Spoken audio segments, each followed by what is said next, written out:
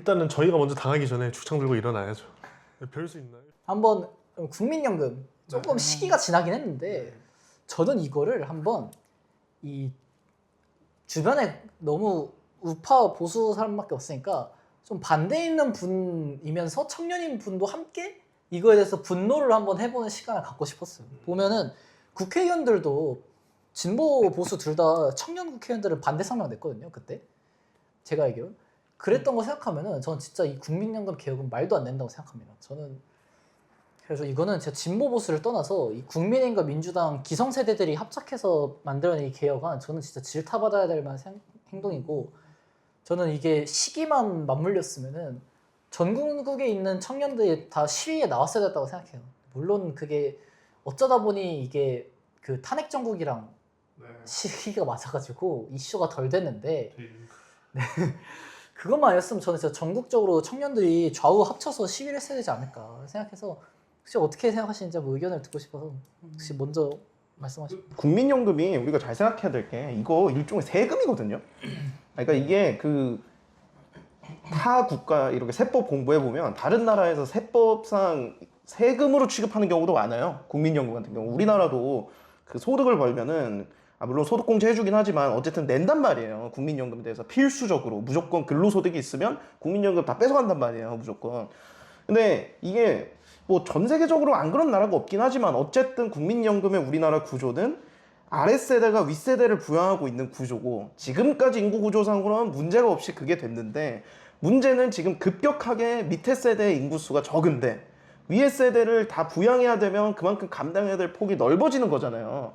그럼 결국은 부담해야 될 사람은 젊은 사람들인데 이거를 개혁하는 사람들이 본인들은 상관없으니까 난 모르겠다 식으로 개혁하면은 문제가 어느 정도 있는 거죠. 왜냐하면은 우리나라 예를 들어서 세금 개편할 때도 뭐 소득세 뭐 올린다. 법인세 약간 노는데 1%씩 맨날 왔다 갔다 하는데 소득세나 뭐 어떤 1, 2% 올린다 해도 통과 안 되는 경우가 엄청 많거든요. 근데 이거는 통과가 너무 스무스하게 돼버렸단 말이죠. 이게 좀 문제가 있다.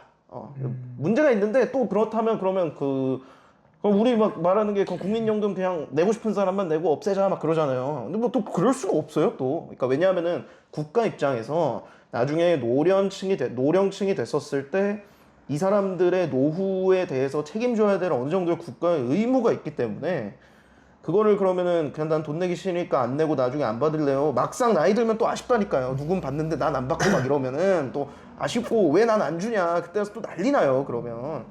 그래서 이게 어떻게 유지시켜야 되는데 딱히 지금 해결책이 없어요. 사실 뭐 많이 그러니까 이제 해결책이 없어요. 해결책 진짜 뭐 코인 다 사가지고 막 10배씩 오르고 뭐 그래야 돼요. 이제 해결책이 없어요. 해결책이. 그리고 진짜 어떻게 해야 될까요? 이미 개편해버렸는데 기성세대 정치인들이 이미 다 포진을 해 있고 청년 입장에서도 답답하고 그 청년이 나중에 낳을 아이들 입장에서도 굉장히 힘들 텐데 어떻게 해야 될까요? 이걸 일단은 저희가 먼저 당하기 전에 죽창 들고 일어나야죠. 별 수 있나요? 지금 거기 개편안 보면은 그냥 저희 등골 빼먹어가지고 호의호식 하시다가 돌아가시겠다는 건데 이 제도를 없애거나 해요.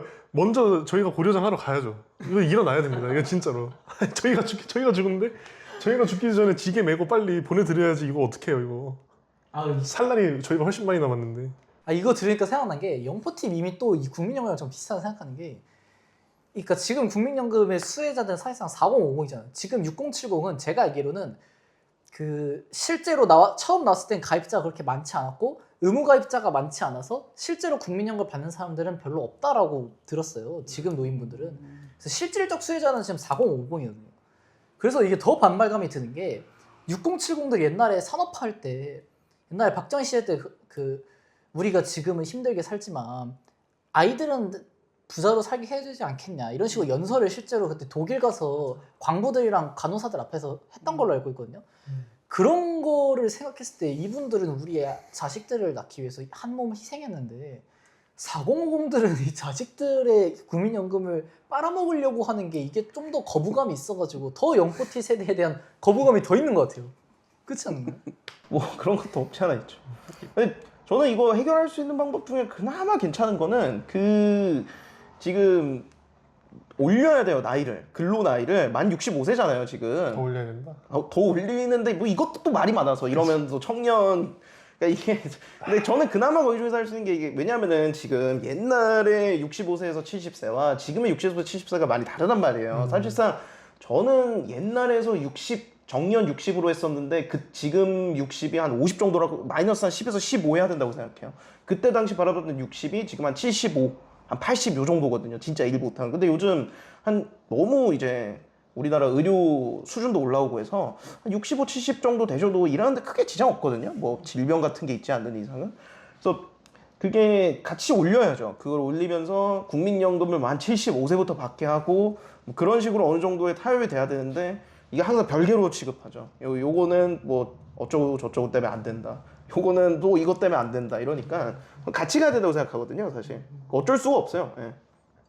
사실 국민연금이라고 하는 게 이게 제가 알기로는 2차 대전 이후에 영국인가 독일에서 그 전쟁에 나갔던 병사들에게 지원하는 제도로 만들어진 거로 알고 있거든요. 처음 출생이.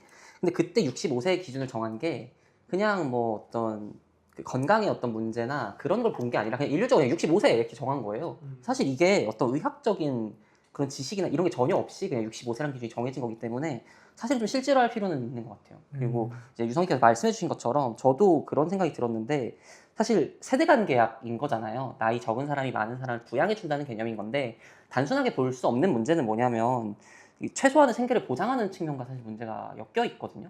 근데 그들이 생계가 보장되지 않았을 때 그 효과는 범죄로 이어질 수도 있고 아니면 그들이 보장이 안 된다는 걸 바라보는 아랫사람들이 엇나갈 수도 있는 거예요. 그러니까 이게 단순히 그들만의 문제가 아니라 그 국민연금을 둘러싼 어떤 사회 안전망의 문제로 다시 접근을 해야 되는 거죠. 그래서 국민연금 어쩔 수 없이 우리가 할 수밖에 없는 문제다. 결국 이거는 우리가 강제로 빼앗아서 나중에 주겠다는 소리잖아요. 국가가. 그러니까 그렇게 너 지금 저금해. 그래서 우리가 나중에 줄 거야 라고 하고 근데 우리가 투자도 해줄게. 그래서 뭐 이번에 700조 벌었다면서요. 삼성전자로. 그러니까 열심히 빡세게 하시고요. 어쨌거나 그래서 그렇게 우리가 굴려서 나중에 주겠다라는 개념으로서 주는 것인데 그렇다고 한다면 이제 저는 결국 나이가 적은 사람들이 나이가 많은 사람을 부양을 해야 될 책임이 있다는 걸 인정을 하고 그렇다고 한다면 나이가 많은 사람들은 어떤 책임을 질 것이냐 지금 너희가 퇴직하기 전에 어떤 책임을 질 것이냐의 논의로 저는 가야 한다고 생각을 하거든요. 그래서 결국 임금 피크제나 65세 정년 연장과 이런 국민연금과 이런 논의들이 다 연결되어 있는 거죠.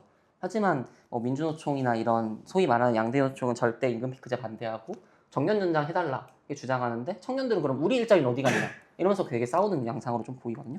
저는 그래서 이거 어떻게 해결할 수 있을까를 좀 생각을 해봤을 때 예전에 그 문재인 정부에서 그 원전을 다시 가동할 것이냐 말 것이냐를 가지고 국민들을 모아서 토론을 했던 적이 있어요. 맞아요. 그때 결과 어떻게 나왔는지 기억하세요? 네, 그때 원전을 돌리자라는 결과가 나왔거든요. 맞아요. 저는 그게 너무 훌륭한 수기민주주의의 영역이었다고 생각을 해요. 그러니까 문재인 정부는 원전을 돌리고 싫었겠지. 근데 너무 큰 문제니까 이거 국민들끼리 우리 한번 타협을 해보자. 논의를 해보자. 그래서 만들어졌더니 국민들이 이제 재고 따지고를 하는 거죠. 논의를 하면서 다양한 의견도 들어보고 찬성 의견, 반대 의견 들어보고 산업계 의견도 들어보고 시민단체 의견도 들어보고 환경 의견도 들어보고 그렇게 하면서 결국 했던 게 어쩔 수 없다. 지금은 우리 원전 돌릴 수밖에 없어가 국민들의 정서가 된 거예요. 그래서 그런 타협의 과정을 통해서 저는 국민들이 이런 다양한 문제의식이 있구나라고 점프업이 됐던 것 같거든요. 그래서 저는 이런 국민연금 문제도 결국에는 그런 식의 어떤 공론화 과정, 다 같이 논의를 하는 과정이 좀 필요한 것 같아요. 그냥 유야무야 넘어가는 것이 아니라 정말로 청년들 데려다 놓고 나이 많은 사람도 데려다 놓고 노인회도 데려다 놓고 다 같이 얘기를 해서 우리가 어떻게 이 소위 말하는 인간의 존엄을 챙길 수 있는 사회 안전망을 구축할 것인가 그리고 노동을 어떻게 정의할 것이냐 그리고 방금 이제 세제라고 얘기를 하셨는데 그럼 이렇게 세제로서 돌아가게 되는 어떤 이런 구조들을 우리가 어떻게 바라봐야 될 것이냐 이런 걸 논의하는 과정 속에서 저는 이런 어떤 불만이나 이런 것도 많이 잠재워질 수 있을 거라 생각합니다. 건진 씨 같은 분만 거기 여의도에 계시면 참 좋을 텐데 참 좋을 텐데 거기 계신 분들은 본인 이야기가 아니기 때문에 그런 공론화의 장을 마련할 생각이 전혀 없다는 게 문제예요. 저출산이든 이 연금 문제든 그래서 답답한 거죠. 이거에 대한 어젠다를 거대 양당 모두 제시를 하지 않고 있고 그나마 개혁신당에서 얘기했나요? 어그로 로직에 끌고 있는 뭐 했던 것 같은데 저도 잘 모르겠네요. 그냥 그런 소수 정당에서만 이렇게 얘기를 하고 있으니까 이게 너무 안타깝습니다. 저는. 그 옛날에 대선 후보일 때 했어요. 네, 대선 때 조금 했었어요. 네. 근데 저는 이 논의가 단순히 내기 싫어의 논의로 절대 가서는 안 된다고 생각을 해요. 왜냐하면 국민연금 안 받으면 결국 노동연금 받을 거거든요. 그러니까 이런 식으로 다 엮여 있고 결국은 그래서 그분들이 범죄 저지르면 그 피해는 누가 받아요? 우리가 받는 거잖아. 범죄 저질러서 감옥에 가. 그럼 감옥에서 그분들 또 해야 되잖아. 그러니까 사실은 다 연결되어 있거든요. 이 사회 문제라는 게. 그래서 단순히 내기 싫어 이게 아니라 내야 되는데 어떻게 낼 것이냐. 그리고 내는 걸 어떻게 우리가 그 책임의 범위를 확장하고 모두에게 공평하게 돌릴 것이냐의 문제로 가야 되는 것 같거든요. 근데 지금은 되게 사회 취약 지점인 청년들에게 집중이 되고 있다, 이 문제가.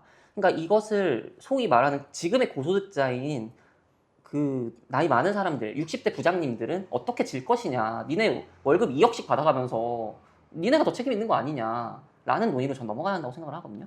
그렇죠. 그래서 그런 논의가 필요한 때가 아닌가 이런 생각 좀 합니다. 맞습니다. 뭐 국민연금도 뭐 다 의견이 비슷하셔가지고 뭐 다음으로 한번 넘어가 볼까요? 그러면